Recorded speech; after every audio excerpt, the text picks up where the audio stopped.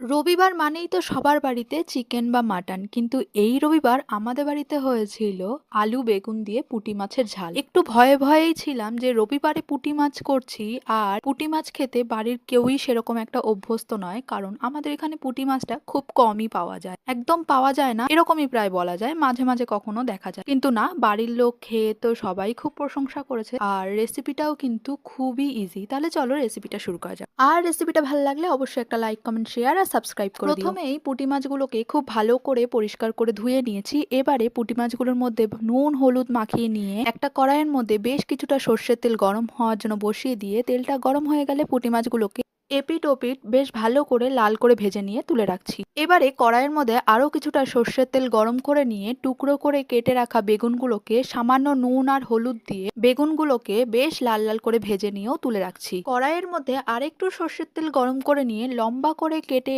পরিষ্কার করে ধুয়ে রাখা আলুগুলোকে দিয়েও বেশ লাল করে ভেজে নিয়ে তুলে রাখছি। এবারে কড়াইয়ের মধ্যে আরো কিছুটা সর্ষের তেল গরম করে নিয়ে ওর মধ্যে একটা বড় সাইজের পেঁয়াজ কুচি দিয়ে বেশ গোল্ডেন ব্রাউন করে ভেজে নেওয়ার পর দিয়ে দেব 2 টিস্পুন মতো আদা জিরে ধনে আর কাঁচা লঙ্কা বাটা দিয়ে মশলাটাকে বেশ ভালো করে কষিয়ে নেবো যতক্ষণ না পর্যন্ত মশলা থেকে কাঁচা গন্ধটা চলে যাচ্ছে। মশলা থেকে কাঁচা গন্ধটা চলে গেলে দিয়ে দেবো এর মধ্যে একটা মিডিয়াম সাইজের টমেটো কুচি। টমেটোটা যতক্ষণ না গলে যাচ্ছে ততক্ষণ পর্যন্ত কিন্তু বেশ ভালো করে মশলাটাকে কষিয়ে নেবো। এবারে 1 টিস্পুন হলুদ গুঁড়ো 1 টিস্পুন লঙ্কা গুঁড়ো দিয়ে মশলাটাকেও এর সঙ্গে বেশ ভালো করে কষিয়ে নেওয়ার পর যখন মশলা থেকে তেল ছেড়ে যাবে তখনই এর মধ্যে দিয়ে দেবো ভেজে রাখা আলুগুলোকে দিয়ে এই মশলার সঙ্গে বেশ ভালোভাবে কষিয়ে নিয়ে যখন দেখবো কড়াইয়ের গা থেকে এরকম ছেড়ে আসছে তখনই এর মধ্যে পরিমাণ মতো জল দিয়ে মশলাটাকে এর সঙ্গে বেশ ভালো করে মিশিয়ে নেব। বেগুন আলু মাছ এগুলো যেহেতু আমাদের সবই ভাজা এবং সিদ্ধ হয়ে গেছে, তাই জলের পরিমাণটা কিন্তু কমই দিয়েছি। এবারে স্বাদ মতো নুন দিয়ে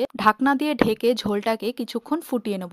ঝোলটা ফুটে গেলে এর মধ্যে ভেজে রাখা পুঁটি মাছ আর ভেজে রাখা বেগুনগুলোকে দিয়ে বেশ ভালো করে মিশিয়ে নিয়ে আরো 2 থেকে 3 মিনিট মতো ফুটিয়ে নিলেই কিন্তু আমাদের আলু বেগুন দিয়ে পুঁটি মাছের ঝাল একদম রেডি। এটা কিন্তু গরম ভাতের সঙ্গে খেতে দুর্দান্ত টেস্টি লাগছিল। তোমরাও কিন্তু বাড়িতে একবার এইভাবে ট্রাই করো।